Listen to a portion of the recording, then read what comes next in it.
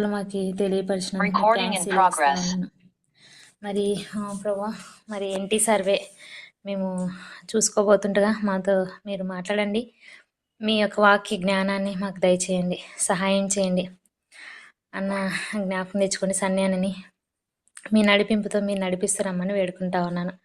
వింటున్న మేము కూడా చక్కగా వినగలడానికి, వాటిని అర్థం చేసుకోవడానికి మీ సహాయాన్ని అందిస్తురమ్మని, స్టార్టింగ్ నుంచి ఎండింగ్ వరకు నీ ప్రెజెన్స్తో నిమ్మని, పరిశుద్ధాత్మ సహాయాన్ని దయచేస్తురమ్మని ప్రభువైన యేసుక్రీస్తు నామమున అడిగి వేడుకుంటున్నాం మా తండ్రి.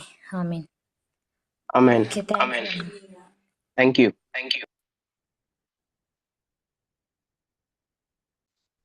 నా వాయిస్ వినబడుతుంది కదా అందరికి? అన్న ఎస్ అన్న, క్లియర్ ఉంది. యా.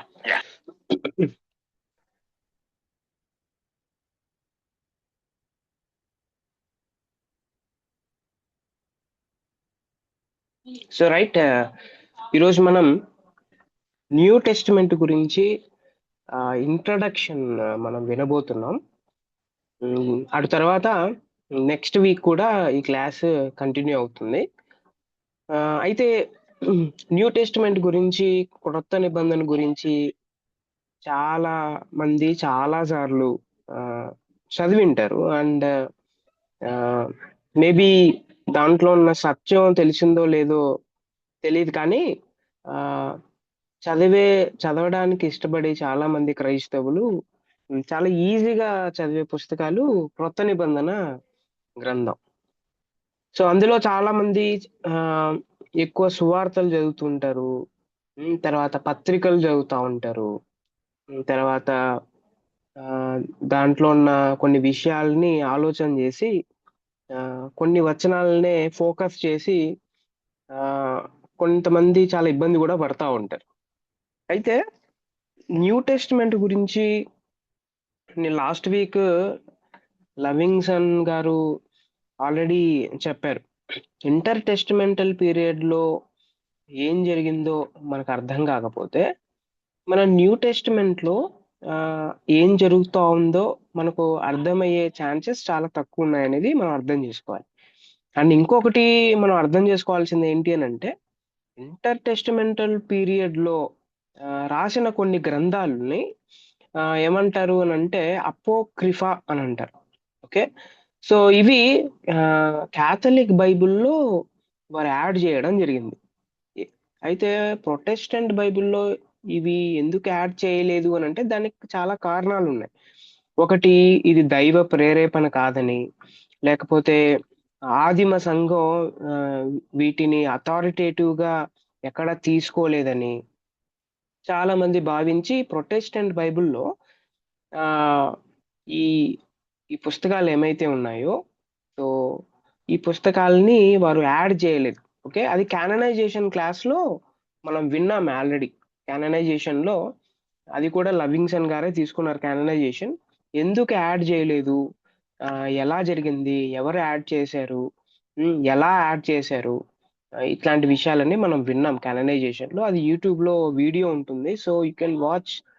అది మీరు చూసి చాలా విషయాలు నేర్చుకోవచ్చు. రైట్, మనం క్రొత్త నిబంధన గురించి మనం వినడానికి ప్రయత్నం చేద్దాం. First of all, list in order all the books of new testament. మనం క్రొత్త నిబంధనలో ఉన్న కొన్ని పుస్తకాలని మనం ఫస్ట్ తెలుసుకోవాలి. ఓకే, సో చూద్దాం. ఫస్ట్, క్రొత్త నిబంధనలో మనకు 27 పుస్తకాలు, 27 బుక్స్ ఉంటాయి.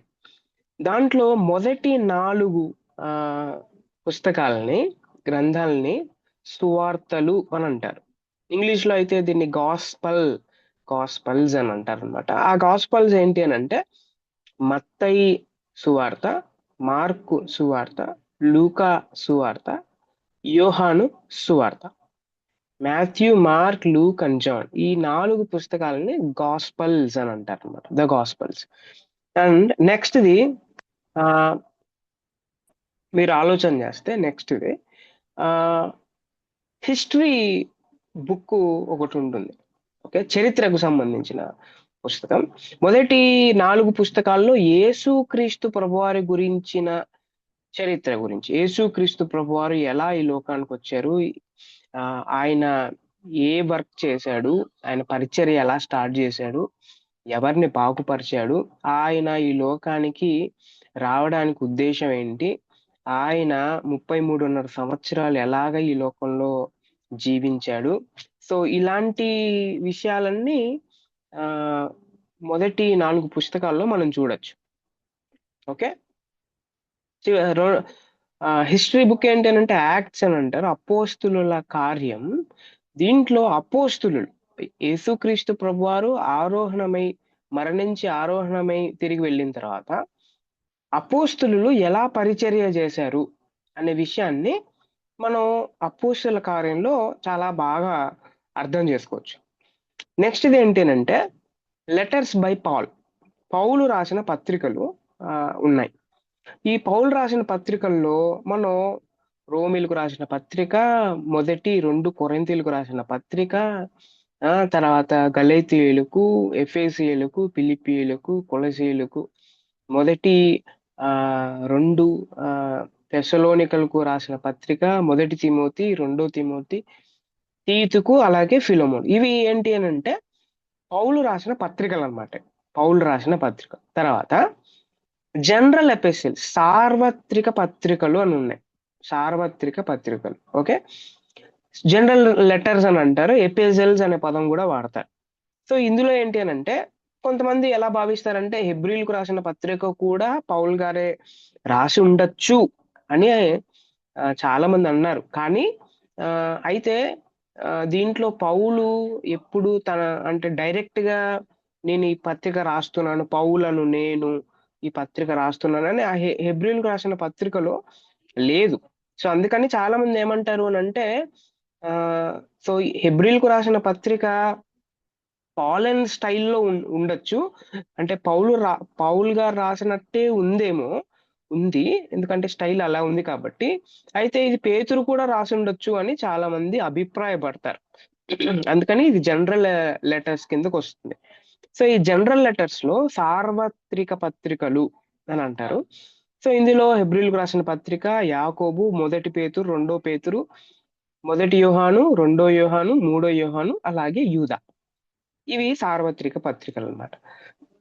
నెక్స్ట్ ఏంటి అని అంటే ప్రవచనాత్మకమైన పుస్తకం ఒకటి ఉంది, అదేంటి అని అంటే ప్రకటన గ్రంథం అన్నమాట. ప్రాఫెసీకి సంబంధించిన పుస్తకం అన్నమాట.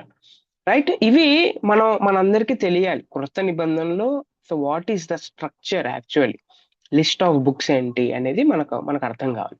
నెక్స్ట్ ఏంటి అని అంటే కొంతమంది ఏమనుకుంటారు, ఇలా అనుకుంటారు ఖచ్చితంగా, ఏదేంటంటే కొంతమంది పాత నిబంధన మాత్రమే బాగా చదువుతూ ఉంటారు, కొంతమంది కొత్త నిబంధన మాత్రమే బాగా చదువుతూ ఉంటారు. ఇంకా కొంతమంది ఏమనుకుంటారంటే అసలు పాత నిబంధన లేకపోతే కొత్త నిబంధన లేదు, కాబట్టి పాత నిబంధన చాలా చాలా హైయెస్ట్ అని పాత నిబంధనకు ఎక్కువ ప్రాధాన్యత ఇస్తా ఉంటారు అనమాట. ఎక్కువ మన జీవితంలో క్రొత్త నిబంధన ఒక్కసారి కూడా చదవడు, కానీ పాత నిబంధన మాత్రం చదువుతా ఉంటారు. ఓకే, సో అందుకే మనం అర్థం చేసుకోవాల్సిన ఒకటి ఉంది, అదేంటి అని అంటే యేసుక్రీస్తు ప్రభువారు ఈ లోకానికి రావడానికి ఆయన పాత నిబంధనలో నుంచి ఎలాగ మనుషుల్ని వాడుకొని ఎలాగ తన వాగ్దానాల్ని నెరవేర్చుకుంటూ ఆయన ఈ లోకానికి వచ్చాడు అనేదే బైబిల్ స్టోరీ అన్నమాట. ఆ లెన్స్ లో మనం చూడాలి. ఓకే, పాత నిబంధన ఎంత ప్రాధాన్యత ఉందో క్రొత్త నిబంధన అంత ప్రాధాన్యత ఉంది. ఓకే, రైట్ నా పాత నిబంధన యొక్క ఫౌండేషన్ మీరు ఆలోచన చేస్తే పాత నిబంధన ఈ పుస్తకాలన్నీ కూడా ఫౌండేషన్ ఏంటి దానికి అని అంటే తోరా. తోరా అంటే ఏంటి, లాస్ట్ టైం మనం చెప్పుకున్నాం, ఎవరైనా చెప్తారో తోరా అంటే ఏంటి? What is Torah? ధర్మశాస్త్రం. కరెక్ట్. ధర్మశాస్త్రాన్ని తోరా అని అంటారు. Very good. తోరా లేకోకుండా పాత నిబంధన లేదు. తోరా అనే ఫౌండేషన్ మీద మొత్తం పుస్తకాలన్నీ నిలబడ్డాయి. సో అందుకే పాత నిబంధనకి, ఓల్డ్ టెస్టిమెంట్ కి ఫౌండేషన్ ఏంటి అని అంటే తోరా. మీరు ఎప్పుడైనా బాగా గమనించారా? ఎప్పుడైనా ఇలా చదవడానికి ప్రయత్నం చేయండి. అదేంటి అని అంటే మీరు కీర్తనల గ్రంథం, తర్వాత సామెతల గ్రంథం, తర్వాత ప్రవచనాత్మకమైన గ్రంథాలు, ప్రవక్తల గ్రంథాలు ఇట్లాంటివన్నీ చదువుతా ఉంటారు. ఎస్, దాంట్లో ప్రాబ్లం ఏం లేదు. అయితే ఎప్పుడైనా ఒక గ్రంథం మీరు చదివేటప్పుడు ఈ గ్రంథం ఏ పుస్తకం, పాత నిబంధనలో 5 పుస్తకాలు ఉన్నాయిగా, సో ఏ పుస్తకం అనే ఫౌండేషన్ మీద ఈ గ్రంథం రాశారు అనేది మీరు అర్థం చేసుకోవాలి. ఓకే, అలా ఆ లెన్స్ లో చదవడానికి ప్రయత్నం చేయండి. రైట్? ఫర్ ఎగ్జాంపుల్ మీరు ప్రవక్తల గ్రంథాలు లేకపోతే పోయటిక్ బుక్స్ చదువుతున్నారు అనుకోండి. ఓకే, పోయటిక్ అంటే కీర్తనల గ్రంథం చదువుతున్నారు. కీర్తనల గ్రంథంలో మీరు ఎప్పుడైనా బాగా గమనించారా? 5 భాగాలు ఉంటాయి. 5 భాగాలు, కీర్తనలు 5 భాగాలుగా విభజించారు. ఓకే, ప్రథమ స్కందం, ద్వితీయ స్కందం, తృతీయ స్కందం, చతుర్థి స్కందం, పంచమి స్కందం అని 5 స్కందాలుగా ఎవరైతే కీర్తనల గ్రంథాన్ని ఎడిట్ చేశారో, ఓకే, వారు ఎంత ఎంత ఎంత తెలివిగా, ఎంత సూపర్ గా వారు ఆ ఎందుకు 5 భాగాలుగానే వారు విభజించి ఉండొచ్చు? ఎవరైనా ఆలోచన చేశారా ఎప్పుడైనా? దానికి ఒక కారణం ఉంది. ఎందుకు అనంటే, ఇదిగో మా ఫౌండేషన్ ఏంటి అని అంటే, ఇదిగో ఈ 5 కాండాలు. సో కాబట్టి ఈ 5 కాండాలు ఎలాగైతే మాకు ఫౌండేషన్ గా ఉన్నాయో, దానికి ప్యారలల్ గా కీర్తనల గ్రంథం కూడా 5 భాగాలుగా విభజించారు. ఓకే, సో మీరు బాగా ఒక్కొక్క భాగాన్ని మీరు బాగా స్టడీ చేయండి. బాగా ఎంత బాగా అంటే, కొన్నిసార్లు ఆది కాండంలో ఉన్న సత్యాన్ని ఆ అంటే చెప్పడానికి వారు ఈ 5 భాగాల్లో ఏ ఏ గ్రంథం, ఏ భాగం, ఏ స్కందంలో ఈ 5 భాగాల్లో ఏ కాండం గురించి సత్యం వివరించబడింది అనేది మనం చాలా జాగ్రత్తగా ఆలోచన చేయాలి. ఊరికే అలా బైబిల్ అలా తెరిచేసి ఒక వచనం చదివేసి, అమ్మయ్య ఈరోజు అది చాలా బాగుంది, ఎక్సలెంట్ ఉంది, వచనాలు కూడా చాలా తెలుగులోనే ఉన్నాయి కాబట్టి నేను చదివేస్తానే నాకు అర్థమైపోయింది అనడానికి లేదు. అలా చదివితే అలా అలా చదివేస్తేనే అర్థమైపోతే ఉమ్, దా మనం ఇప్పుడు దేవుడు కొంతమందిని ఎన్నుకొని గ్రీకు, హీబ్రూ వారు బాగా స్టడీ చేసి చదువుకొని కామెంటరీస్ ఎందుకు రాస్తారు? దాంట్లో ఉన్న సత్యాన్ని నేర్చుకోవడానికి వారు చాలా కష్టపడ్డారు. So we have to give time, for reading and understanding and interpreting Bible. నేను 3 పదాలు వాడాను: రీడింగ్, అండర్స్టాండింగ్ అండ్ ఇంటర్ప్రిటేట్ అన్నమాట. రీడింగ్ అందరు చేస్తారు, అర్థం కూడా అందరు చేసుకోగలరు, కానీ మూడోది ఉందిగా ఇంటర్ప్రిటేషన్ అనేది, అది చాలా కష్టం అన్నమాట. ఇంటర్ప్రిటేషన్ చదవాలంటే మనం మూల భాషలోకి వెళ్ళాలి. అక్కడున్న ఆచారాలు ఏంటి, అక్కడున్న ట్రెడిషన్స్ ఏంటి, ఓహో రచయిత ఇందుకోసం అన్నమాట ఈ వచనాన్ని రాశాడు, ఓహో రచయిత. మనకి ప్రాబ్లం ఏంటి అని అంటే, మనం ఎలా ఆలోచన చేయాలి అని అంటే, ఈ వచనం ఏమైతే ఉందో, నేను చదువుతున్న ఈ వచనం మొదటి ప్రజలు ఎవరైతే ఉన్నారో వాళ్ళు ఎట్లా అర్థం చేసుకున్నారు ఈ వచనాన్ని? నేను అర్థం చేసుకున్నట్టే వారు కూడా అర్థం చేసుకున్నారా? ప్యారలల్ గా నేను కంపేర్ చేస్తూ నేను అర్థం చేసుకుంటే దెన్ సత్యం ఏంటో నాకు అర్థం అవుతుంది. Okay, so right, this is interpretation classes లో మనం చాలా విషయాలు చెప్పుకున్నాం. రైట్, తోరా అనేది ఫౌండేషన్, పాత నిబంధన హిస్టరీ గురించి ఉంటుంది. తర్వాత ప్రెసెంట్ ఈ రోజుల్లో అది దాంట్లో నుంచి జ్ఞానం మనం సంపాదించుకోవచ్చు. అయితే ఫ్యూచర్ కి సంబంధించిన కొన్ని ప్రాఫెసెస్ కూడా మనం ఓల్డ్ టెస్ట్మెంట్ లో ఉన్నట్టు చూస్తాం. అయితే న్యూ టెస్ట్మెంట్ ఫౌండేషన్ ఏంటి? అసలు న్యూ టెస్ట్మెంట్ ఫౌండేషన్ గాస్పల్, సువార్తలు న్యూ టెస్ట్మెంట్ కి ఫౌండేషన్స్ అన్నమాట. ఓకే, హిస్టరీ గురించి మనం యాక్ట్స్ లో చూస్తాం. ఓకే, ఈ రోజుల్లో ఆ రోజుల్లో ఎలా అయితే జరిగాయో సిచ్యుయేషన్స్ కొన్ని, ఈ రోజుల్లో కూడా పత్రికల్లో కొన్ని ఇష్యూస్ ఏమైతే రచయితలు ఎంఫసైజ్ చేశారో అట్లాంటి ఇష్యూసే ఈ రోజుల్లో ఉన్న చర్చెస్ లో, సొసైటీస్ లో కూడా జరగచ్చు. అది పత్రికలు చదివితే మనందరికి బాగా అర్థం అవుతుంది. రైట్, అండ్ రెవల్యూషన్ అనేది ఫ్యూచర్ గురించి చెప్పేది ఏంటి అంటే ప్రకటన గ్రంథం. రైట్, నెక్స్ట్ ఇది ఈ ఫిగర్ మీరు బాగా చూస్తే ఈ ఫిగర్ బట్టి ఆ, బాగా అర్థమవుతుంది. సో న్యూ టెస్టిమెంట్ ఒక బిల్డింగ్ లాగా కడితే, ఒక బిల్డింగ్ లాగా కట్టినట్టయితే ఈ బిల్డింగ్ సో ఒక ఫౌండేషన్ మీద, పునాది మీద నిలబడుతుంది. సో ఏంటి అంటే gospels, Matthew, Mark, Luke, John, ఇవి ఫౌండేషన్ అన్నమాట. దాని మీద అపోస్తల కార్యం నిలబడింది. దాని మీద ఇటు సైడ్ చూడండి మీరు, ఇటు సైడ్ అటు సైడ్, ఇటు సైడ్ అటు సైడ్ చూసినట్టయితే మీరు పత్రికలను చూడొచ్చు. ఓకే, వాల్స్ లాగా పాలైన్ ఎపిజిల్స్ అన్ని ఒక సైడ్, జనరల్ లెటర్స్ అన్ని ఇంకొక సైడ్. పైన తిమోతి, మొదటి తిమోతి, రెండో తిమోతి, టైటస్, ఫిలోమోన్, ఇవేంటి అంటే పాస్ట్రల్ ఎపిజిల్స్ అని అంటారు అనమాట. పాస్ట్రల్ అని అంటే సేవ చేసే వాళ్ళకి, పరిచర్య చేసే వాళ్ళు ఎవరైతే ఉన్నారో, పరిచర్య అంటే ఏంటి, ఎలా ఉండాలి అని అర్థం చేసుకోవాలంటే పౌలు గారు మనందరి కోసమే పాస్ట్రల్ ఎపిజిల్స్. నేను ముందున్న రోజుల్లో పత్రికల్లో కూడా ఎన్ని రకాలైన పత్రికలు ఉన్నాయి, ఏవి ఎలా అర్థం చేసుకోవాలని ముందున్న రోజుల్లో we will definitely discuss. Right, మొదటి తిమోతి, రెండో తిమోతి, టైటిస్ అండ్ ఫిలోమోన్, ఈ 4 ఏంటి అని అంటే పాస్ట్రల్ ఎపోజిల్స్ అని అంటారు. ఓకే, సో ఇవి న్యూ టెస్టిమెంట్ ఒక బిల్డింగ్ లాగా చూపించినట్టయితే definitely we can understand. Next ఇది అయితే నా కొత్త నిబంధన స్ట్రక్చర్ గురించి మనం కొన్ని అబ్జర్వేషన్స్ చేయాలి. ఏంటి అబ్జర్వేషన్స్? నెంబర్ 1 ఏంటి అని అంటే గాస్పల్స్ అండ్ యాక్ట్స్, సువార్తలు అలాగే అపోస్తుల కార్యములు, they are primary and secondary historical and theological foundations of NT.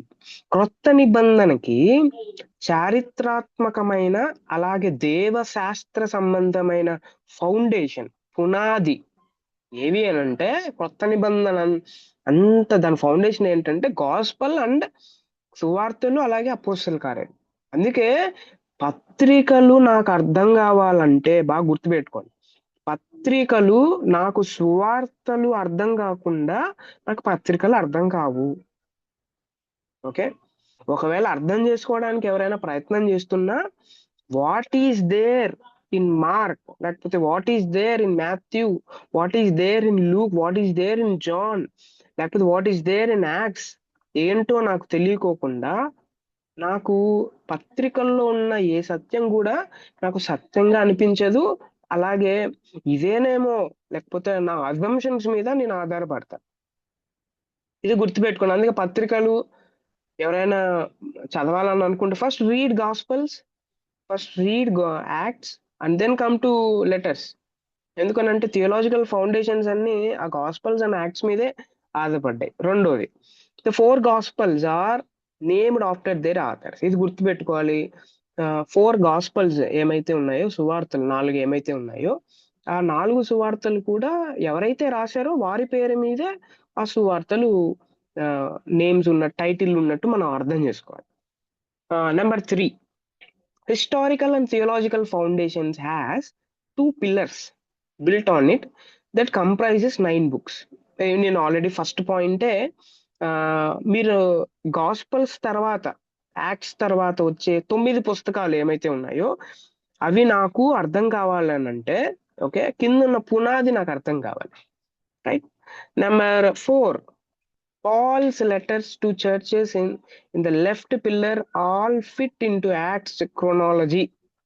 అపోస్తుల కార్యం తర్వాత పౌలు రాసిన పత్రికలు ఒక పిల్లర్ లాగా మనం చూడొచ్చు, pillars. Okay, and Paul wrote no letters to churches after Acts. After Acts అంటే అర్థం ఏంటి? అపోస్తుల కార్యంలో పౌలు గురించి తన జర్నీ ఉందిగా, ఆ జర్నీలో అర్థమవుతుంది కదా, అపోస్తుల కార్యంలో పౌలు గారు మిషనరీ జర్నీస్ చేశారు ఆయన. ఈ మిషనరీ జర్నీస్ లోనే అపోస్తుల కార్యం తర్వాత వచ్చే 9 పుస్తకాలు ఏమైతే ఉన్నాయో ఆ పుస్తకాలన్నీ అపోస్తుల కార్యం జరుగుతున్నప్పుడే రాయడం జరిగింది. ఓకే, అందరికి అర్థమైంది అనుకుంటాను. Yes. Next point is Pauline letters are named after recipients while general epistles letters after authors. So Pauline letters ఏమైతే ఉన్నాయో ఈ పాలైన్ లెటర్స్ జనరల్ లెటర్స్ ఉన్నాయిగా, ఆ లెటర్స్ తర్వాత సో పాలన్ లెటర్స్ అధికారికంగా అథారిటేటివ్ గా సంఘాల్లో చదవడం జరిగిందనమాట. Okay, yeah. Every book that ends in AN answer is Pauline. ఏ పుస్తకం అయినా మీరు బాగా గమనిస్తే పాలన్ లెటర్స్ లో చివర్లో ఆ పౌలు పౌలను నేను రాస్తున్నాను, లేకపోతే థ్యాంక్స్ చెప్తున్నాను వీరికి అని మనం చూడొచ్చు. All pastoral epistles begin with T. Okay, Pauline epistles ఏమో ఏఎన్ఎస్ తో ఎండ్ అయితే, పాస్టరల్ ఎపిజల్స్ ఏంటి, పరిచర్య గురించి పుస్తకాలు ఉన్నాయి. ఏంటి, ఎవరైనా చెప్తారా? 4 చెప్పండి, ఇప్పుడే చెప్పాను. ఏంటవి 4?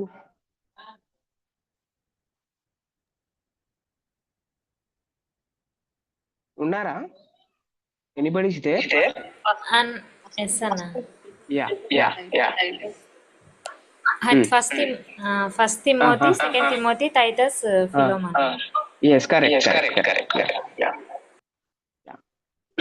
Yeah.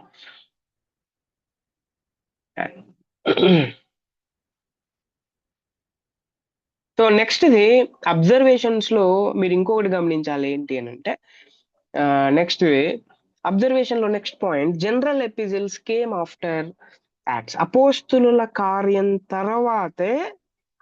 అపోస్తుల కార్యం జరిగిన తర్వాత జనరల్ ఎపిజిల్స్ వచ్చినట్టు చాలా మంది అభిప్రాయపడతారు. అలాగే each of the 2 pillars begin with foundational book.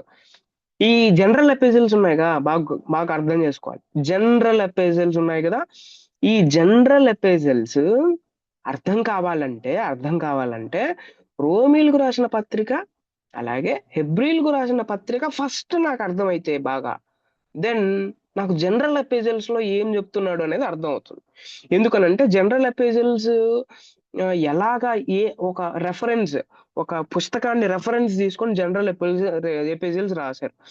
So ఏ పుస్తకాలని అంటే 2 పుస్తకాలని, ఒకటి ఏంటంటే రోమన్స్, ఇంకొకటి అంటే హీబ్రూస్ అన్నమాట. Okay, right. Next, both pillars also end up in books that primarily deals with eschatology. ఈ 2 పుస్తకాల్లో కూడా ఎస్కటాలజీ గురించి అలాగే మనం చూడొచ్చు. ఏంటి ఆ ఎస్కటాలజీ గురించి ఉన్న 2 పుస్తకాలు?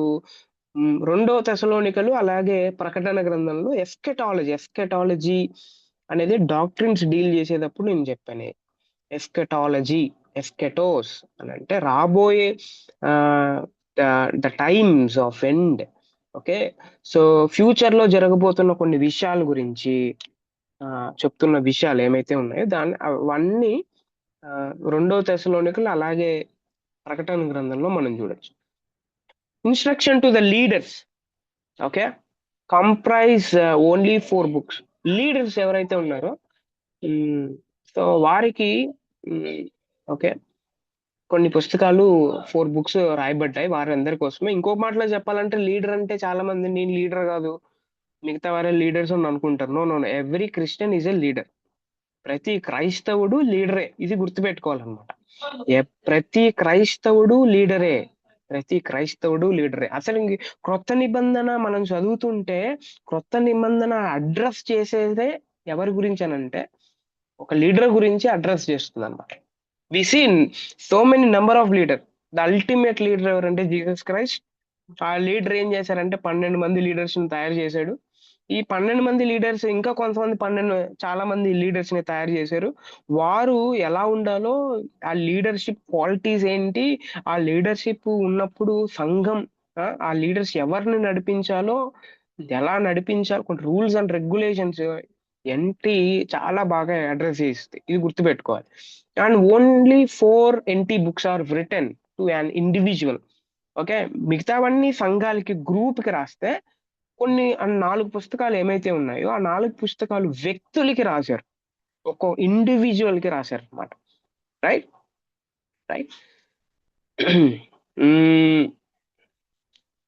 నెక్స్ట్ ఇది అబ్జర్వేషన్స్ లో మీరు పౌలు గారు గురించి లేకపోతే పత్రికల గురించి ఒకవేళ ఆలోచన చేస్తే స్ట్రక్చర్ గురించి నేను మాట్లాడుతున్నాను. నేను ఇంకా డెప్త్కి వెళ్ళలేదు. ఈ పుస్తకంలో ఏముంది అని నేనేం చెప్పలేదు. ఇంకా స్ట్రక్చర్ గురించి మనం మాట్లాడుతున్నాం. ఇంకా బయట నిలబడే ఈ ఇల్లు ఎలా ఉంది, చాలా బాగున్నాయి, ఇన్ని పిల్లర్స్ ఉన్నాయి, బయట నుంచి చూస్తా ఉన్నాం మనం అందరం, right? Now we will see. అలా స్ట్రక్చర్ చూద్దాం. చూసేటప్పుడు ఇప్పుడు మనం పిల్లర్స్ గురించి మాట్లాడుకుంటున్నాం. 9 బుక్స్ ఉన్నాయిగా, ఆ, పత్రికలు ఉన్నాయిగా. సో ఈ పత్రికల్లో 9 ఓకే, 9 పౌలు రాసిన పత్రికలు, 9 సార్వత్రిక పత్రికలు, అలాగే పాస్టరల్ లెటర్స్ కూడా ఉన్నట్టు మన అందరికి అర్థం అవుతుంది. అండ్ పౌలు గారు, okay, Paul's audiences were both Jews and Gentiles. Okay, Paulu రాసిన పత్రికలు ఒకవేళ మీరు చదువుతుంటే మనం అర్థం చేసుకోవాల్సింది ఏంటి అని అంటే, పౌలు 2 రకాలైన మనుషులకి రాస్తున్నాడు. నెంబర్ 1, ఆడియన్స్ ఆఫ్ పాల్ ఎవరు అంటే, నెంబర్ 1 యూదులు, నెంబర్ 2 అన్యులు. జ్యూస్ అండ్ జెంటైల్ వీళ్ళిద్దరు ఉన్నారు దాంట్లో. అందుకే చదువుతున్నప్పుడు మనం ఏదైనా ప్యాసేజ్ చదువుతున్నప్పుడు ఇది ఎవరికి, ఇది యూదుడికా లేకపోతే జెంటైల్గా, ఇది ఎందుకు రాస్తాడు పౌలు గారు, చాలా జాగ్రత్తగా ఆలోచన చేయాలి. వెంటనే మనం చదివేసి యూనివర్సలైజ్ చేయకూడదు అనమాట. అలాగే మీరు జనరల్ లెటర్స్, సార్వత్రిక పత్రికలు మీరు చూస్తే ఇవి కేవలం యూదులకి మాత్రమే ఆ రచయిత రాసినట్టు మన అందరికి అర్థమవుతుంది. అది ఎందుకు రాశాడు, will see. Okay, will see. Okay, right. Pauline letters addresses early Christians when eyewitnesses to Jesus lived, but general letters mostly addressed second generation believers. Pauline letters మీరు బాగా గమనిస్తే యేసుక్రీస్తు ప్రభువారిని ఎవరైతే చూశారో, ఫస్ట్ జనరేషన్ క్రిస్టియన్స్ ఎవరైతే ఉన్నారో వారికి పౌలు గారు రాసినట్టు మనందరికి అర్థం అవుతుంది. ఓకే, అలాగే జనరల్ లెటర్స్ మీరు బాగా గమనిస్తే, జనరల్ లెటర్ సార్వత్రిక పత్రికలు మనం గమనిస్తే, ఈ సార్వత్రిక పత్రిక సెకండ్ జనరేషన్ బిలీవర్స్, వారి తర్వాత వచ్చిన సెకండ్ జనరేషన్ బిలీవర్స్ కి రాసినట్టు మన అందరికి అర్థం అవుతుంది.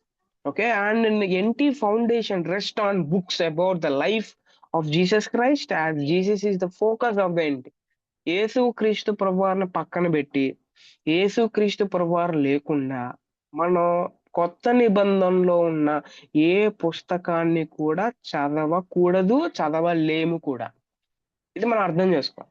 ఓకే, అందుకే Christ should be our centre, Christ should be our focus point. Okay, and ఈ పత్రికలకి అలాగే సువార్తలకి మధ్యలో బ్రిడ్జ్ ఉందన్నమాట. ఓ బ్రిడ్జ్, ఆ బ్రిడ్జిలో నుండే వెళ్ళాలి. మీరు ఒకవేళ పత్రికల్లోకి వెళ్ళాలంటే ఏంటి ఆ బ్రిడ్జ్ ఏంటి అని అంటే, అపోస్తల కార్యం అన్నమాట. ఓకే, అపోస్తల కార్యం లేకుండా, అపోస్తల కార్యం సరిగ్గా నాకు అర్థం కాకుండా నేను నేను నేను పత్రికల్ని చదవచ్చేమో, ఎందుకంటే తెలుగు భాషలో ఉంది కాబట్టి చదవచ్చేమో. ఓకే, ఎందుకు, నాకు తెలుగు వచ్చు కాబట్టి, అక్కడ ఉండేది తెలుగే కాబట్టి నాకు అర్థం కావచ్చేమో, కానీ దాంట్లో ఉన్న సత్యం నాకు అర్థం కాదు. అసలు ఎందుకోసం దేవుడు ఈ ఈ అధ్యాయాన్ని లేకపోతే ఈ పుస్తకాన్ని రాయించాడో నా కోసం, అది నేను మిస్ అయిపోతాను. అందుకే ఒక ఒక ఒక బైబిల్ పండితుడు ఇలా అంటాడు, ఏంటి అని అంటే, if I'm missing the truth, I'm missing the God అని అన్నాడు. నేను ఒకవేళ సత్యాన్ని మిస్ అవుతూ ఉంటే, సత్యం ఏంటో నాకు అర్థం కాకపోతూ ఉంటే, నేను చదివేటప్పుడు ఆ సత్యాన్ని గ్రహించే శక్తి నాకు లేకపోతే, అఫ్ కోర్స్ సత్యాన్ని గ్రహించే శక్తి దేవుడే ఇస్తాడు. నేను ఒకవేళ మిస్ అయితే, నేను ఎవరిని మిస్ అవుతున్నా అంటే, సత్య స్వరూపి అనే దేవుడిని నేను మిస్ అవుతున్నా. ఇది చాలా మంచిగా చెప్పాడుగా ఆ వ్యక్తి. Yeah, so these are all the observations. కొత్త నిబంధనలో ఉన్న అబ్జర్వేషన్స్ మనం చాలా నీట్ గా చదివాం. And now we will see each NT book in 3 words. Okay, just ఇది అవుట్లైన్ మాత్రమే. ఓకే, ఈ చెంటి బుక్, కొత్త నిబంధనలో ఉన్న ప్రతి పుస్తకాన్ని ఒక 3 words లో ఎట్లా అర్థం చేసుకోవచ్చు, విల్ సీ. నౌ యేసుక్రీస్తు ప్రభువారి యొక్క చరిత్ర గురించి నాకు అర్థం కావాలంటే నేను గాస్పల్స్ చేరవాలి. గాస్పల్స్ ఎన్ని ఉన్నాయి? 4 ఉన్నాయి. ఏంటవి అని అంటే, Matthew, Mark, Luke and John. కొంతమంది క్రైస్తవులు ఎలా ఉంటారు అని అంటే, కొన్నిసార్లు నేను ఎక్కడికైనా మెసేజ్ చెప్పడానికి, లేకపోతే ఎక్కడైనా బైబిల్ స్టడీస్‌లో హ్మ్. ఎవరైనా పిలిచినప్పుడు వెళ్తా ఉంటాను. సో, వెళ్తా ఉంటే హ్మ్. కొత్త నిబంధనలో ఉన్న పుస్తకాలు పేర్లు గూడా తెలీవనమాట. వారు ప్రభువుని నమ్ముకొని ఒక 10 ఇయర్స్ అయ్యుంటుంది. కొంతమంది 5 ఇయర్స్ అయ్యుంటుంది. కొంతమంది 15 ఇయర్స్ చాలా ఇయర్స్ చెప్తా ఉంటారు. They have so much of experience but they don't know what is there in New Testament. Okay. ఒకసారి మార్కు సువార్త గురించి చెప్తున్నప్పుడు అది కూడా ఉందా ఈ కొత్త నిబంధనలో అని ఒక ఒక ఒక స్టూడెంట్, ఓకే, ఒక స్టూడెంట్ అనడం జరిగిందనమాట. They they don't want to see and open the Bible and see what is there in Bible. ఈ రోజుల్లో ఉన్న క్రిస్టియన్స్ ఎవరైతే ఉన్నారో, క్రైస్తవులని ఎవరైతే పిలువబడుతున్నారో, వారు వారు బైబిల్‌లో ఏముంది అని చూడడానికి కూడా ఇష్టపడట్లేదు. ఎందుకు ఇష్టపడట్లేదు అనంటే, కారణాలు చాలా ఉన్నాయి. నంబర్ 1 ఏంటి అనంటే, బోధకుడు. ఆ బోధకుడు ఏం చెప్తే అదే వేదం అన్నమాట. ఓకే. బోధకుడు ఏది చెప్తే అదే వేదం. ఓకే. అంటే బైబిల్ కన్నా బోధకుడే చాలా ఇంపార్టెంట్ అన్నమాట. This is first reason. And ఒక బైబిల్ పండితుడు ఇలా అన్నాడు. ఏమన్నాడు అనంటే, ముందు రోజుల్లో ఇండస్ట్రియలైజేషన్, ఈ ఫ్యాక్టరైజేషన్ ఇవన్నీ రాకముందు, ఆ రోజుల్లో ఉన్న పెద్దలు ఎవరైతే ఉన్నారో వారు బైబిల్‌ని అందుబాటులో లేకుండా జేశారు. ఆ రోజుల్లో బైబిల్‌ని అందుబాటులో లేకోకుండా జేశారు. ట్రాన్స్‌లేషన్స్ జరక్కోకుండా, ఎవరికీ బైబిల్ ఇవ్వకోకుండా, ఆ రోజుల్లో ఎవరైతే ట్రాన్స్‌లేషన్ జేస్తారో వాళ్ళందరిని చంపేసేవాళ్ళనమాట. ఓకే. అందుబాటులో లేకుండా ఆ రోజుల్లో చేస్తే, దేవుడు కొంతమందిని ఎన్నుకొని ట్రాన్స్‌లేషన్స్ చేపిచ్చి, ప్రింటింగ్ ప్రెస్ కనిపెట్టి అందరికి బైబిల్ ఇస్తే, ఈ రోజుల్లో ఉన్న వాళ్ళు ఎవరైతే దేవుని సేవకుడు అని ఎవరైతే పిలువబడుతున్నారో వారు ఈ బైబిల్‌ని అందుకోకుండా చేస్తున్నారు అని అన్నారు ఒక బైబిల్ పండితుడు. ఓకే. ఒక థియోలాజియన్ అన్నాడు. అందుకోకుండా అంటే చేతిలోనే బైబిల్ ఉంటుంది. కానీ బైబిల్ ఓపెన్ చేసి వాట్ ఈస్ దేర్? ఈ వచనం ఏంటి అని చూడనివ్వట్లేదు. ఒకవేళ చూసినా కూడా ఈ వచనం నీకు అర్థం కాదు. నువ్వు చదివితే నీకు అర్థం కాదు. నేను చెప్తేనే నీకు అర్థమవుతుంది. ఎవరు చెప్పాలి? ఆయన చెప్తేనే అర్థమవుతుంది. ఎవరు చెప్పినా అర్థం కాదనమాట. సో, అలాగా అలా చేసేస్తాడు. Very sad. Very sad. అందుకే ఆహ్, బైబిల్‌ని చాలా జాగ్రత్తగా చదవడానికి మనం అర్థం చేసుకోవాలి. రైట్? విల్ సీ హిస్టరీ గురించి అర్థం చేసుకోవాలంటే Matthew, Mark, Luke and John చదివితే మనకు అర్థమవుతుంది. అయితే మత్తయి సువార్త మొత్తం 28 అధ్యాయాలుంటాయి. సో, 28 అధ్యాయాలుంటాయి. ఈ మత్తయి సువార్త అంతా చదివిన తర్వాత నాకు అర్థమయ్యేది ఏంటి అనంటే, మత్తయి గారు ఒక ఉద్దేశంతో, ఒక సెపరేట్ పర్పస్‌తో మత్తయి గారు తన సువార్తను రాసాడు. ఎందుకు రాసాడు అనంటే, ఇదిగో యూదులకి, యూదులకి సువార్త చెప్పడానికి. యూదులు. ఓకే. యూదులు ఎవరైతే ఉన్నారో వారికి సువార్త. ఏ సువార్త? యూదులు నమ్మేది ఎవరిని అనంటే మెస్సీయని నమ్ముతారు వాళ్ళు. మెస్సయ్య, మెస్సయ్య వస్తాడు, మమ్మల్ని రక్షిస్తాడు అని యూదులందరూ ఆశిస్తుంటే, యేసు ప్రభువారిని ఎవరు మెస్సయ్య అని నమ్మట్లేదు. ఇదిగో ఆ మెస్సయ్య ఎవరో కాదు. మనమందరం పాత నిబంధనలో ఎవరి గురించి అయితే చెప్పబడిందో, హ్మ్. ఆయన ఎవరో కాదు ఈయనే. యేసు ప్రభువారే అని చెప్పడానికి మత్తయి గారు చాలా కష్టపడి ఓ సువార్త రాసాడు. అదే మత్తయి సువార్త. ఓకే.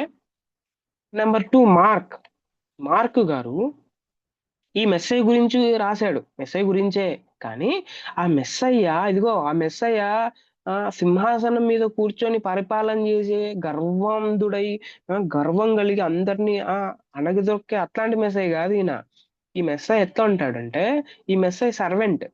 మెస్సయ్య ఈ సర్వెంట్. అందుకే మార్కు సువార్తలో మీరు బాగా గమనిస్తే ఒక వచనం ఉంటుందన్నమాట. ఏంటా వచనం? "నేను పరిచారం చేయించుకొనుటకు రాలేదు గానీ, పరిచారం చెయ్యడానికి వచ్చాను." సర్వెంట్‌ని, మెస్సయ్యను సర్వెంట్‌గా చూపించడానికి మార్కు గారు చాలా ఇష్టపడ్డారు. అందుకే ఆ కోణంలో జూస్తే అర్థమవుతుంది మార్కు సువార్త. మూడోదేంటి అనంటే లూకా సువార్త. ఈ లూకా సువార్తలో మనుష్య కుమారుడు అనే పదం చాలా ఎక్కువ సార్లొస్తుంది లూకా సువార్తలో. సో, ఇదిగో, ఇదిగో ప్రజలారా, జెంటైల్స్‌కి రాసాడు ఇది. అంటే అన్యులందరికీ. ముఖ్యంగా రోమన్స్‌కి రాసాడు. మార్కు గారు. సో నా ఈ లూకా గారిలో ఫస్ట్‌ది థియోఫిలస్ అనే పదం ఉంటుంది. థియోఫిలస్ అనంటే ముందున్న రోజుల్లో వాట్ ఈస్ థియోఫిలస్ ఎవరైనా అనేది డెఫినైట్‌లీ విల్ సీ. సో ఇందులో ఇదిగో ఈయన ఎవరంటే ఈయన మనుషుని పోలికుంది ఈయనలో. మనిషి లైక్‌నెస్ ఆఫ్ మ్యాన్. కొంతమంది ఆ రోజుల్లో కొన్ని తప్పుడు బోధలున్నాయి. ఈ సువార్తలు రాయడానికన్నా ముందు. యేసు ప్రభువు మనిషిగా కనపడ్డాడంతే. నిజంగంటే మనిషి గాదు. మనిషిగా కనపడ్డాడంతే. అందరూ అట్లా అంత భ్రమ పొందారు అని ఒక తప్పుడు బోధలు ఆ రోజుల్లో వచ్చేవి. అయితే వాళ్ళందరికీ కౌంటర్‌గా లూకా గారు ఏం చేశారు అనంటే, లూకా గారు ఇదిగో యేసు ప్రభు మనిషిలాగా కనపడడం గాదు. ఆయన నిజంగా అంటే మనిషి. మనిషిగా ఈ లోకానికొచ్చాడు దేవుడు అని ప్రూవ్ జేయడానికి కౌంటర్‌గా ఒక పుస్తకాన్ని రాసాడు. అదేంటంటే లూకా సువార్త. ఓకే. అందుకే లూకా సువార్తలో మనుషుడికి ఎలాంటి ఫీలింగ్స్ అయితే ఉంటాయో, మనిషి ఎలాగైతే భావోద్వేగాలుంటాయో మనిషికి, మనిషి ఎలాగైతే సఫర్ అయితాడో ఇట్లాంటి విషయాలన్నీ లూకా సువార్తలో మనం గమనించొచ్చు. యోహాను సువార్త మీరు బాగా గమనిస్తే, ఇదిగో మత్తయి గారేమో ఈయన మెస్సయ్య అంటున్నాడు. మార్కు గారు ఈయన మెస్సయ్య సర్వెంట్ లాగొచ్చాడు అని అంటున్నాడు. లూకా గారేమో ఈయన మనుష్య కుమారుడు అని చెప్తున్నాడు. యోహాను గారు ఇంకొక స్టెప్ ఎక్కేసి ఇదిగో వీళ్ళందరూ చెప్పింది రైట్ 100%. అయితే ఈయన ఎవరంటే ఈయన ఈ లోకానికి రాకముందు ఎవరంటే is God. Jesus is God. అందుకే ఆది యందు వాక్యం దాంతో స్టార్ట్ చేస్తాడన్నమాట ఆయన యోహాన్ గారు. ఓకే. ఇది 3 వర్డ్స్ లో గాస్పెల్స్ గురించి మనం అర్థం చేసుకోవాలండి. నెంబర్ 2 ఏంటనంటే చర్చ్ హిస్టరీ గురించి మీకు తెలియాలంటే ఓకే. చర్చ్ ఆదిమ సంఘం ఎలా ఏర్పడింది? ఆదిమ సంఘం యొక్క విలువలేంటి? మోరల్ వాల్యూస్ ఏంటి? వాళ్ళు ఎలా వర్షిప్ జేశారు? వారు ఎలాగా పరిచర్య జేశారు? వారు ఎలాగా కానుకలిచ్చారు? ఎలాగా పరిచర్య కోసం వారు కష్టపడ్డారు? ఎలాంటి పరిస్థితులొచ్చాయి? హ్మ్. సో, ఇవన్నీ ఎక్కడుంటాయంటే అపోస్తలుల కార్యంలో మనం చూడొచ్చు. History of church. ఓకే.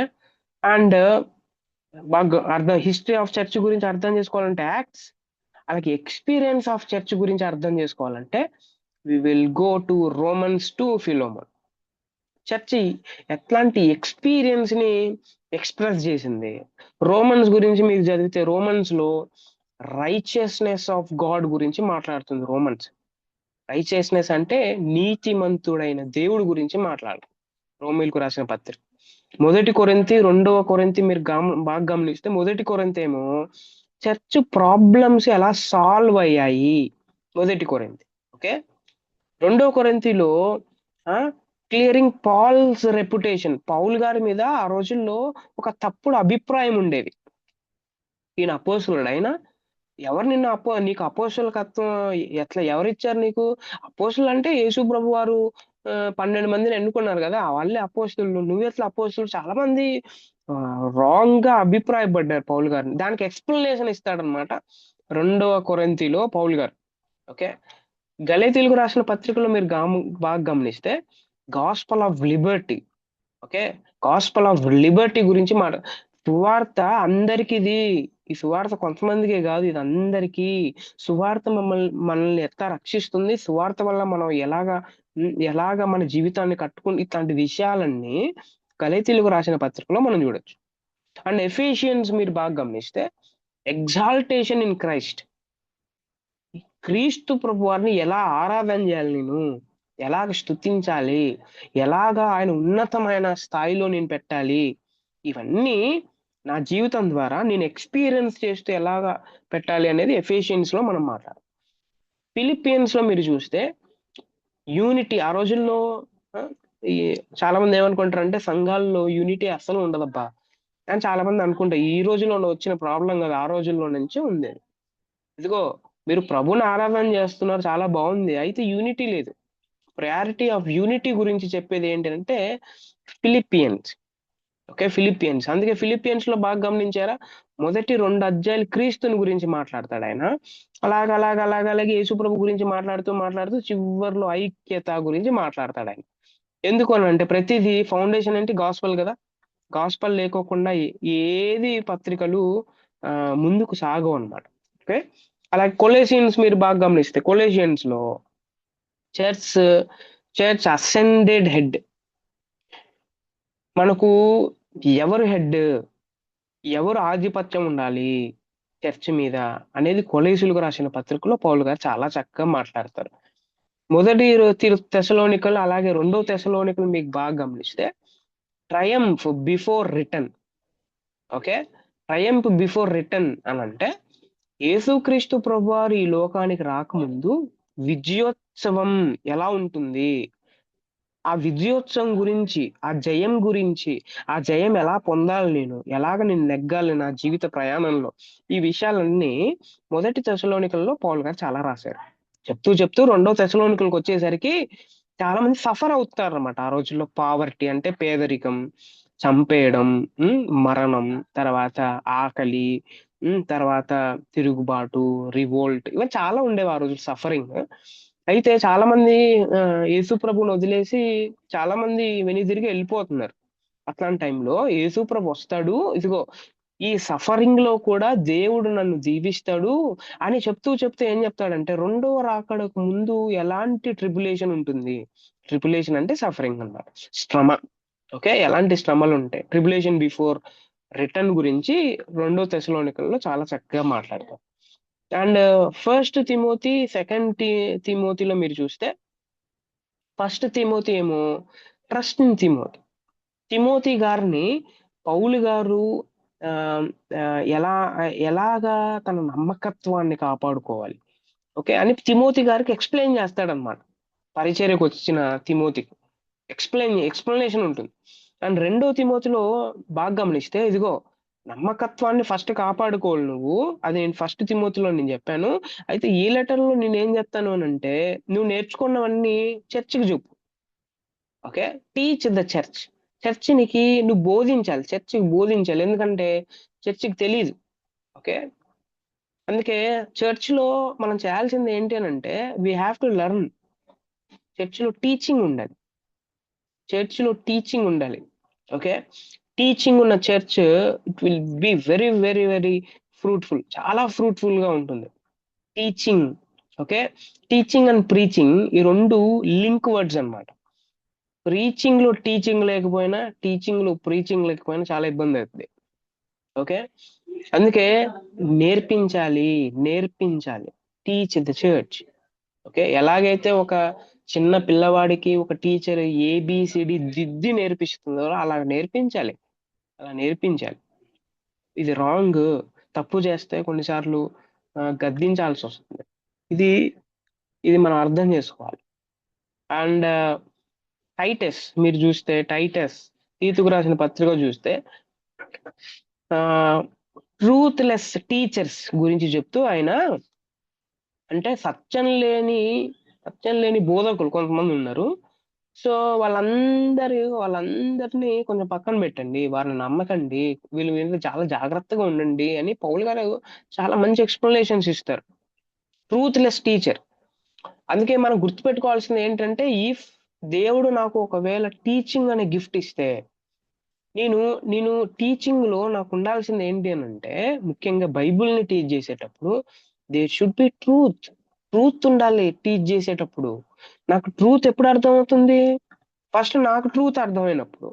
ఆ ట్రూత్ ని నాకు ఎట్లా అర్థమవుతుంది, when I read, when I understand and when I ఇంటర్ప్రిటేట్. ఈ టూల్స్ అని వాడినప్పుడు నాకు ట్రూత్ అంటే ఏదో అర్థం అవుతుంది. ఓకే, సో ట్రూత్ ఫుల్ లేకోకుండా, ట్రూత్ లేకోకుండా ఏ టీచర్ నెవర్ బి ట్రూత్ఫుల్. ఇది గుర్తుపెట్టుకోవాలి. అండ్ ఫైలమోన్ మీరు బాగా గమనిస్తే ఫైలమోన్ లో ఓనేసిమస్ గురించి మాట్లాడతాడు. ఓనేసిమస్ గురించి మాట్లాడుతూ ఇదిగో అవునులే తప్పు చేశాడు, ఓకే అయితే ఇప్పుడు నేను చెప్తున్నాను కదా ఓనేసిమస్, సో ఒనేసిమస్ చాలా మంచోడు, చాలా ఎక్సలెంట్ గా మాట్లాడతాను అనమాట. అందుకే పాస్టర్ ఇవన్నీ ఫస్ట్ తిమోతి నుంచి ఫిలోమోన్ వరకు పాస్టర్ల ఎపోజిల్స్ అంటారు. ఉమ్, ఒక పాస్టర్ గుర్తుపెట్టుకోవాల్సింది ఏంటి అని అంటే అవును బిలీవర్స్ కొన్నిసార్లు తప్పు చేస్తారు. సో తప్పు చేసినప్పుడు కూడా ఒక పాస్టర్ కు ఉండవలసిన మనసే ఎట్లాంటిది అంటే ముఖ్యంగా పరిచర్య ఎవరైతే చేస్తున్నారో డెఫినెట్ గా ఫర్గ్యూ చేయాలి, క్షమించాలి. క్షమించే మనసు లేకోకుండా అతనికి పాస్టర్ అని దయచేసి ఎవరు పిలిపించుకోవద్దండి. లేకపోతే నేను సేవకుణ్ణి, నేను లీడర్ని, నేను పరిచర్య చేస్తున్నా, ever tell that when you don't have the heart of forgiveness. Philemon లో అది చాలా బాగా చూడొచ్చు. And in future days we will definitely read that letter also. Okay. And next ఏంటంటే సార్వత్రిక పత్రికలు, ఇది కూడా 9 ఉన్నాయి. ఏప్రిల్కి రాసిన పత్రిక మీరు ఆలోచన చేస్తే మెచ్యూరిటీ గురించి మాట్లాడతాడు ఆయన. అసలు క్రిస్టియన్ మెచ్యూరిటీ అంటే ఏంటి? క్రిస్టియన్ ఈ రోజుల్లో క్రిస్టియన్స్ అసలు మెచ్యూరిటీ ఉండదుగా. మెచ్యూరిటీ అసలు మెచ్యూరిటీ అనే పదం మనం ఎక్కువ సార్లు యూజ్ చేస్తా ఉంటాం. క్రిస్టియన్ మెచ్యూరిటీ వేరు. ఒక క్రిస్టియన్ ఆలోచన చేసే విధానం, మాట్లాడే విధానం, బిహేవ్ చేసే విధానం, చూసే విధానం సో డిఫరెంట్ గా ఉంటుంది. క్రిస్టియన్ మెచ్యూరిటీ అర్థం కావాలంటే హీబ్రూస్ మనం చదవాలి. అండ్ జేమ్స్, ఓకే, యాకోబు రాసిన పత్రిక చూస్తే జీవ్స్, బిలీవ్, బిహేవ్, ఓకే అని 3 పదాలు మనం అర్థం చేసుకోవచ్చు. ఓకే అని అంటే యాకోబు పత్రికలో మీరు చూస్తే బిలీవ్స్ అండ్ బిహేవ్స్. ఓకే, యూదులు వేటిని నమ్ముతారు, ఒక క్రైస్తవుడు ఈ వేటిని నమ్మాలి. ఓకే, సో ఇట్లాంటివన్నీ మనం యాకోబు పత్రికలో చూడొచ్చు. మొదటి పేతురులో చూస్తే పేషెన్స్ గురించి నేర్పిస్తుంది. మొదటి పేతురు పేషెన్స్, సఫరింగ్ లో పేషెంట్ గా ఎలా ఉండాలి, ఓర్పుతో ఎట్లా ఉండాలి నేను. రెండో పేతురులో ఫాల్స్ టీచర్స్, ఫాల్స్ అంటే టీచర్స్ లో కూడా ఫాల్స్ టీచర్స్ ఉంటారా? ఖచ్చితంగా ఉంటారు. ఫాల్స్ టీచర్స్ ని అసలు ఎంకరేజ్ చేయొద్దండి మీరు. ఫాల్స్ టీచర్స్ మిమ్మల్ని ఇబ్బంది పెడతారు.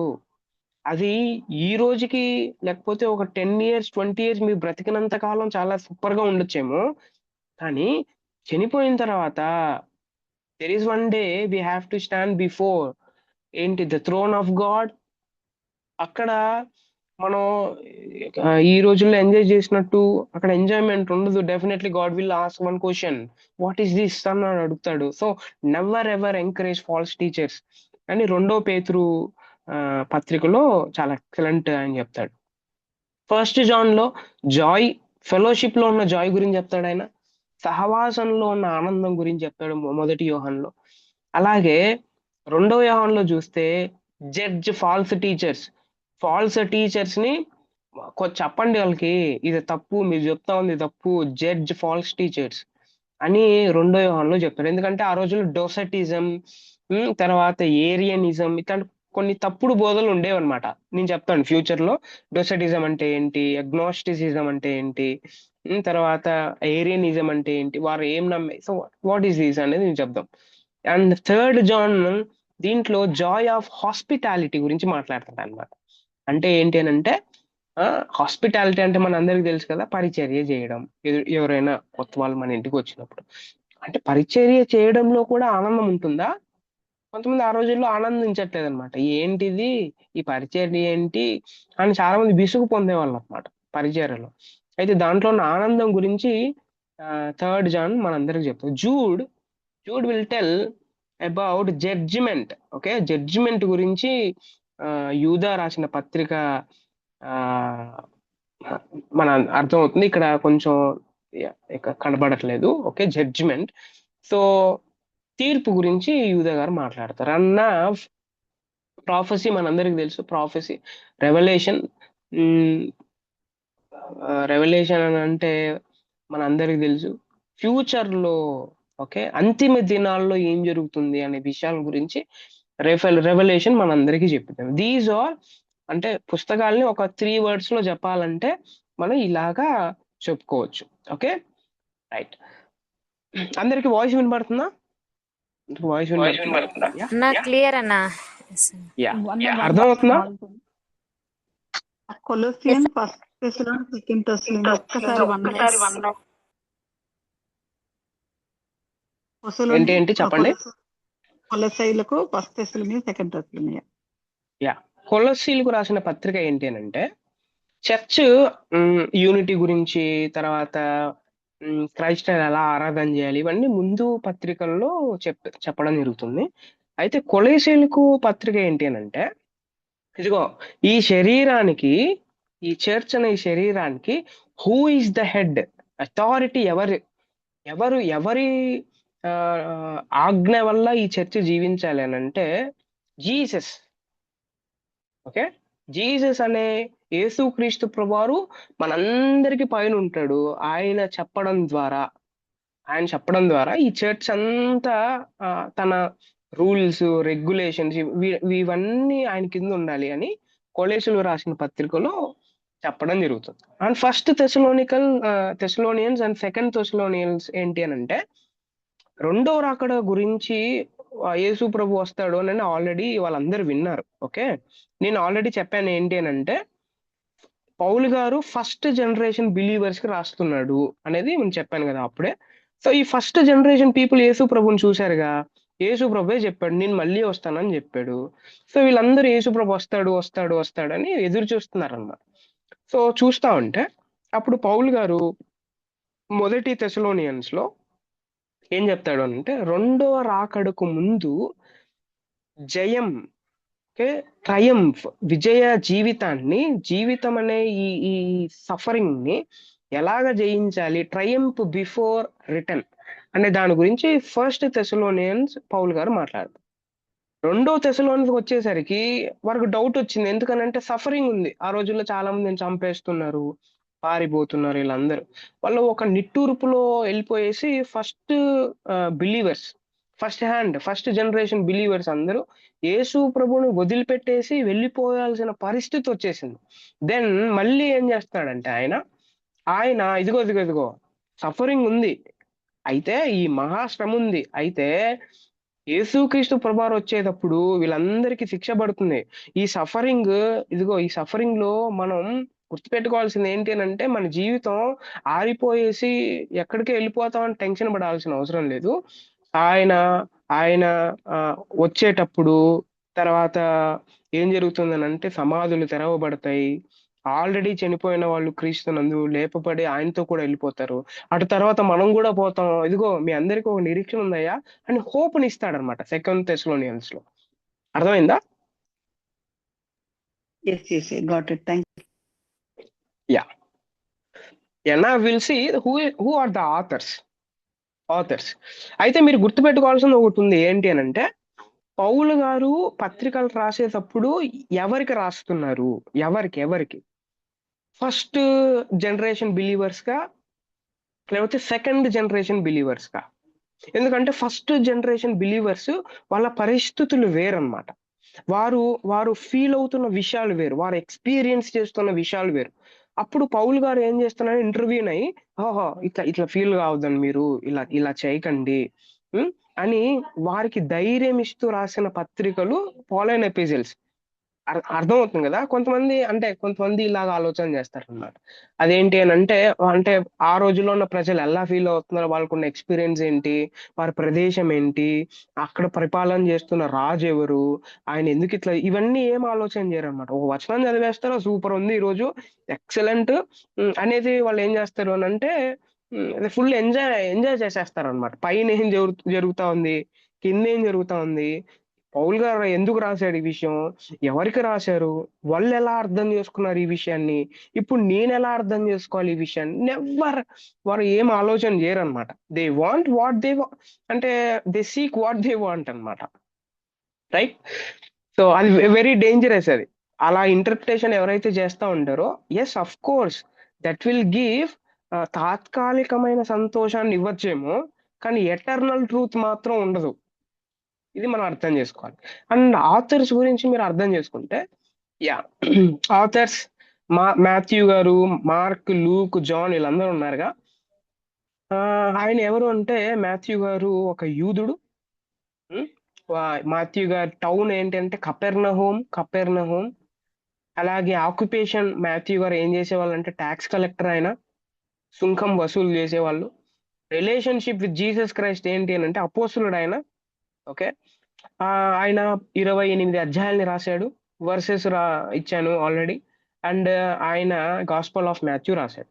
మార్క్ గారు ఎవరంటే, ఈ మార్క్ గారు he's a Jew and Roman. ఇదేంటిది, రెండు ఉంటారా అని కొంతమంది అనొచ్చు. నేను ఆల్రెడీ ఇంటర్ టెస్టమెంటల్ పీరియడ్ లో రోమన్స్ గురించి చెప్పేటప్పుడు లవ్వింగ్స్ అని ఒక మాట చెప్పాడు. ఎవరికైనా గుర్తుందా? రోమన్ సామ్రాజ్యం గురించి చెప్పేటప్పుడు రోమన్స్ రూలింగ్ చేస్తారు, వాళ్ళ కింద కొంతమంది జ్యూస్ ని వాడుతున్నారు కదా. నో నో నో రోమన్ సామ్రాజ్యాన్ని వారు వ్యాప్తి చెందడం కోసం సిటిజన్షిప్ ని అమ్మేశారు, గుర్తుందా? సిటిజన్షిప్ ని కొనుక్కునే వాళ్ళు అనమాట ఆ రోజుల్లో. సో అందుకే మార్క్ గారు he's a Jew and he's a Roman. మీరు పౌల్ గారు కూడా గమనిస్తే he's a Jew and he's a Roman. Okay right. Roman సామ్రాజ్యంలో వాళ్ళు ఆ రోజుల్లో అలా చేశారనమాట. అంటే ప్రజలందరూ వారి దగ్గరే ఉండాలని. సో ఆ రోజుల్లో అంటే ఈ రోజుల్లో దాన్ని ఏమంటారు, ఒక గవర్నమెంట్ కొన్ని పథకాలను ఇస్తుందిగా, ఈ పథకానికి నువ్వు అర్హుడివి అన్నట్టుగా ఆ రోజుల్లో గవర్నమెంట్ మారితే ప్రజలందరూ వారి కింద వారి మాట వినాలని వారు సిటిజన్షిప్ ని అలా కల్పించేవాళ్ళు. Yeah. And home town Jerusalem Mark గారిది. అండ్ ఆక్యుపేషన్ ఏంటంటే మార్కుగా, హూ ఇస్ మార్క్ అని అంటే ఈజ్ ఎ మిషనరీ. ఓకే, ఇంకో మాటలో చెప్పాలంటే మార్కు సువార్త ఎప్పుడైనా చదివారా మీరు? మార్కు సువార్త బాగా గమనిస్తే పేతురుని చూసినట్టే ఉంటుంది, పేతురు గారు చెప్తున్నట్టే ఉంటుంది. ఓకే, ఎందుకనంటే he's the disciple of Peter కాబట్టి మార్క్. ఓకే, పేతురు గారు యొక్క శిష్యుడు మార్క్. ఓకే, అందుకే మార్కు సువార్తలో ఎక్కువ ఎక్కువ పేతురు గురించి ఉంటుంది, పేతురు గురించి. పునరుద్ధానం అయిన తర్వాత కూడా మార్కు గారు సపరేట్ గా రాస్తాడు ఈ పదాన్ని. ఏంటి అని అంటే పేతురుకును శిష్యులకును వెళ్ళి చెప్పండి అని పునరుద్ధానం అయిన తర్వాత స్త్రీలతో ఆ దూత చెప్పినట్టు మనకు అర్థమవుతుంది. అంటే పేతురుకు తెలుసు, తన ఎక్స్పీరియన్స్ లో నుంచి వచ్చిన వర్డ్స్ ని మార్కు గారు చాలా సూపర్ గా తన గాస్పల్లో పెట్టడం జరిగింది. And Luke is a Greek. Luke గారు ఎవరంటే is not Jew and is not Roman. ఆయన ఎవరంటే గ్రీక్ నేషనాలిటీకి సంబంధించిన వ్యక్తి. Home town Antioch. And Luke గారు ఒక ఫిజిషియన్. అండ్ లూక్ ఎవరంటే డిసైపుల్ ఆఫ్ పాల్. అందుకే అపోస్తల కార్యంలో శిష్యులతో స్టార్ట్ అవుతుంది. స్టార్ట్ అయ్యి ఏమవుతుంది, వెంటనే మొత్తం చేంజ్ అయిపోయింది. ఓకే, చేంజ్ అయిపోయి పౌల్ గారు గురించి ఇంకా మిషనరీ జర్నీస్ చివరి వరకు అదే ఉంటుంది అనమాట. ఓకే, సో అందుకే మీరు ఎప్పుడైనా అపోస్తల కార్యం చదివినప్పుడు అపోస్తల కార్యం లూకా గారు రాశారు. లూకా గారు 12 మంది శిష్యులు ఏం చేశారు అని స్టార్ట్ చేస్తూ ఒక్కసారిగా అలాగా టర్నింగ్ తిప్పుతారు, యూటర్న్ తిప్పేస్తాడు అనమాట పౌల్ గారి వైపు. ఇది బాగా గమనించాలి. Okay, and John he's a Jew. And ఆయన ఎవరంటే ఆయన బెత్సైదా లేకపోతే కపెర్నహూమ్ కి సంబంధించిన వాడు. ఈ యోహాన్ గారు ఫిషర్మెన్. ఓకే, చేపలు పట్టేవాడు. అలాగే ఈయన యేసుక్రీస్తు ప్రభువారికి అపోస్తలుడు. ఈయన యోహాన్ సువార్త, 1 యోహాను, 2 యోహాను, 3 యోహాను, ప్రకటన 5 గ్రంథాలని రాసినట్టు మన అంతకు అర్థమవుతుంది. These are authors. And Paul చూస్తే ఈజ్ ఎ జీవ్, అలా కొన్నిసార్లు రోమన్ అని కూడా చెప్పుకుంటాడు. Home town థార్సస్. అండ్ ఈయన ఎవరంటే టెంట్ మేకర్. టెంట్ మేకర్ అంటే ఏంటి, గుడారాలను కుట్టేవాడు. Okay, there is a book called the theology of Pauline epistles అని ఒక బుక్ ఉంది. సో దాంట్లో టెంట్ మేకర్, గుడారాలను కుట్టే వాళ్ళంటే మిలిటరీ. ఆ రోజుల్లో యుద్ధాలు బాగా జరిగేవిగా, అది కూడా రోమన్ సామ్రాజ్యంలో పౌల్ గారి యొక్క తల్లిదండ్రులు పనిచేసి ఉండొచ్చు. సో అక్కడి నుంచి ఆ గుడారాలు ఎక్కడైతే సామ్రాజ్యం వెళ్తుందో, సోల్జర్స్ ఎక్కడికైతే వెళ్తారో గుడారాలు వేసుకొని వాళ్ళు మఫ్టీ కాయాలన్నమాట. సో అట్లాంటి టైంలో వాళ్ళకి గుడారాలు కావాలిగా. సో దెన్ ఆ రోజుల్లో ప్రాస్టిట్యూషన్ ఎక్కువగా ఉండేది. ఓకే, ఆ రోజుల్లో ఉన్న రాజు ప్రాస్టిట్యూట్స్ ని సపరేట్ గా సోల్జర్స్ కోసం పెట్టేవాళ్ళు. అలాగే ఈ గుడారాలను కూడా కుట్టడానికి కొంతమందిని ఆయన ఎన్నుకున్నాడు. దాంట్లో పాల్ గారి యొక్క అంటే 4 ఫాదర్స్ ఉండొచ్చు, అలాగ వచ్చి ఉండొచ్చు అని ఆ పుస్తకంలో రాయడం జరిగింది. You can read that, right? Yeah. So అవన్నీ PDF లో కూడా మీకు దొరుకుతాయి, గూగుల్లో డౌన్లోడ్ చేసుకోవచ్చు. అండ్ ఈయన చాలా గ్రంథాలని రాశాడు, పుస్తకాలని. సో నేను చెప్పాను. అండ్ చాలా మంది ఏమంటారంటే హెబ్రీలకు రాసిన పత్రిక కూడా పౌలు రాసిండొచ్చు అని చాలా మంది అభిప్రాయపడతారు. అలాగే యాకోబు సువార్త పత్రిక గురించి ఆలోచన చేస్తే, యాకోబు గారు ఒక యూదుడు, నజరేతు గ్రామానికి చెందినవాడు. ఆయన కార్పెంటర్ అయి ఉండొచ్చు అని చాలా మంది అభిప్రాయపడతారు. ఈ యాకోబు గారు ఎవరంటే యేసుక్రీస్తు ప్రభువారి తర్వాత మరియమ్మకు యోసేపుకు పుట్టిన సహోదరులు ఒకడనమాట. యాకోబు. ఓకే, గుర్తుపెట్టుకోవాలి, the brother of Jesus Christ. And Peter గురించి ఈజ్ జీవ్, బెత్సైదాకి సంబంధించిన వాడు, ఫిషర్ మ్యాన్. అండ్ ఈయన అపోస్తలుడు. యూదా కూడా బ్రదర్ ఆఫ్ జీసస్ క్రైస్ట్, నజరేతు గ్రామానికి చెందినవాడు. కార్పెంటర్ పని చేసి ఉండొచ్చు అని చాలా మంది అభిప్రాయపడతారు, రైట్?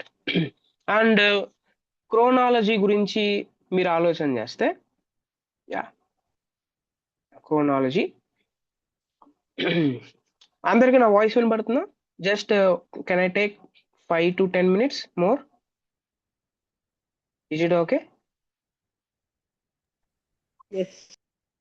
Yeah, right. గాస్పల్స్ అంటే ఏంటో చెప్పేసి ఈ రోజు నేను ముగిస్తాను. And next week we will continue with the inner part of books. Gospels, the word gospels, అసలు సువార్త అనే ఈ పదం ఏవైతే ఉందో, ఈ పదం it came from Old English అన్నమాట. Old English, not new modern English. God spell అనే ఈ 2 పదాల నుంచి గాస్పల్ అనే పదం వచ్చింది. God spell, okay. And it translates the Greek word for ఏంటి అని అంటే గుడ్ న్యూస్. గాడ్ స్పెల్ అంటే గుడ్ న్యూస్ అని అర్థం అనమాట. Good news, okay. And Kings in antiquity, Kings heralds, okay, announced that glad tidings of king's birthday throughout the cities of realm. ఇది అర్థం కావాలంటే హిస్టరీ ఆఫ్ క్రిస్టియానిటీ అర్థం కావాలి. అది ఫ్యూచర్ లో నేను చెప్తాను, హిస్టరీ ఆఫ్ క్రిస్టియానిటీ, ఓకే. అది చెప్పేటప్పుడు ఈ పాయింట్ అర్థమైంది. And it has the same meaning. New testament లో కూడా the 4 gospels announce what means ఏంటి అని అంటే glad tidings about Jesus Christ. ఎలాగైతే కింగ్స్ హెరాల్డ్స్, ఎవరైతే ఈ రాజు ఉన్నాడో, ఈ రాజు గ్లాడ్ టైడింగ్స్ ని తన బర్త్డే రోజు ఏం చేశాడు అని అంటే అనౌన్స్ చేశాడు అనమాట. మొత్తం ఆ పట్టణాల్లో ఉన్న వాళ్ళు ఒక రెల్మ్ గా అందరూ ప్రకటించాలన్నమాట. అలాగా న్యూ టెస్టిమెంట్ లో కూడా 4 గాస్పల్స్ అనౌన్సెస్ వాట్ మీన్స్ ఈ ఏంటి గ్లాడ్ టైడింగ్స్. అక్కడేమో కింగ్స్ హెరాల్డ్స్ గురించి, ఇక్కడేమో యేసుక్రీస్తు ప్రభువారి గురించి ప్రకటించేది గాస్పల్ అన్నమాట. అన్న ద 4th పాయింట్ ఏంటి అని అంటే the ancient world new of history, poetry, prophecy and letters, but A gospel was new to them. ఆ రోజుల్లో నేను చెప్తున్నాను, ఈ రోజుల్లో కాదు. ఆ రోజుల్లో ఉన్న వారికి ఆది కాండాలంటే తెలుసు, తర్వాత పొయటిక్ బుక్స్ అంటే తెలుసు, జ్ఞాన గ్రంథాలు అంటే తెలుసు, అలాగే ప్రవచనాత్మకమైన గ్రంథాలు, ఇవన్నీ తెలుసు. కానీ ఇది కొత్తగా ఉంటుంది అనమాట గాస్పల్ అనేది వాళ్ళకి, ఓకే, కొత్త, న్యూ ఫర్ దెమ్. అయితే ఈ రోజుల్లో మనకు అది పాతది అయిపోయింది. అండ్ అందుకే మీరు బాగా గమనిస్తే ఈ గాస్పల్స్ అన్ని యేసుక్రీస్తు ప్రభువారి యొక్క హిస్టరీ గురించి రాయడం జరుగుతుంది. And they also created faith. ఈ గాస్పల్ అనేది ఊరికే యేసుక్రీస్తు ప్రభువారి గురించి చెప్పడానికి కాదు, చదివిన వాళ్ళు ఎవరైతే ఉంటారో, చదువుతున్నప్పుడు ఎవరైతే వింటూ ఉంటారో వారందరికీ విశ్వాసాన్ని కలిగజేయడానికి. ఈ యేసుక్రీస్తు ప్రభువారు ఎవరంటే, ఈ యేసుక్రీస్తు ప్రభువాడు మెస్సయ్య, ఈ యేసుక్రీస్తు ప్రభువారు ఈయన దేవుడు, ఈ యేసుక్రీస్తు ప్రభువారు సర్వెంట్, ఈ యేసుక్రీస్తు ప్రభువారు దైవ కుమారుడు అని ప్రజలందరికీ అర్థం కావడానికి 4 కోణాల్లో, ఒక్కొక్కరు ఒక్కొక్క కోణం అన్నమాట. మత్తయ్య గారు ఏం అర్థం చేసుకున్నాడో మత్తయి సువార్తలో రాశాడు, లూకా గారు ఏం అర్థం చేసుకున్నారో లూకా సువార్తలో రాశాడు, మార్కు గారు ఏం అర్థం చేసుకున్నారో మార్కు గారు రాశారు. అలా ఒక్కొక్కరు ఒక్కొక్క కోణం అన్నమాట. ఓకే, అర్థమవుతుంది కదా? రైట్. అండ్ దీంట్లో మీరు బాగా గమనిస్తే సినాప్టిక్స్ అనే పదం ఉంది. ఈ సినాప్టిక్స్ గురించి చెప్పాలంటే it will take less than ఒక 40 minutes పడుతుంది అనమాట. And I will stop here. Okay, I will stop here and I will stop here. Next week we will continue with synoptic gospels. Okay, అందరికీ అర్థమైందా కొంచెం అయినా? Yes అన్న.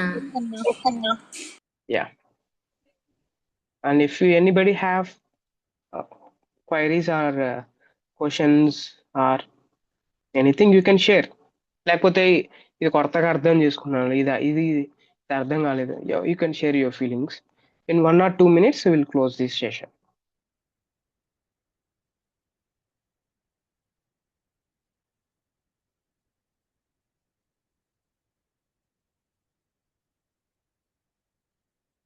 ఎవరైనా ఉన్నారా?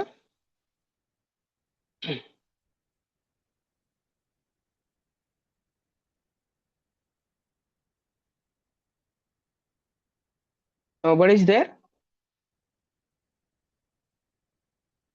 నో డౌట్స్ అన్న, క్లియర్గా ఉంది. Yeah, okay. స్లైడ్స్ సో పెడతారు కొన్ని కదా, చెప్పండి. స్లైడ్స్ నేను పంపిస్తాను, definitely I will send you slides, నేను పంపిస్తాను. Yeah,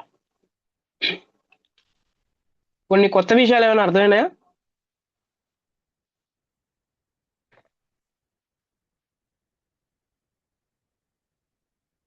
what you understood today? మామూలుగా చదివేదానికి ఈ రోజు వినే దానికి ఏమన్నా వ్యత్యాసం ఉందా?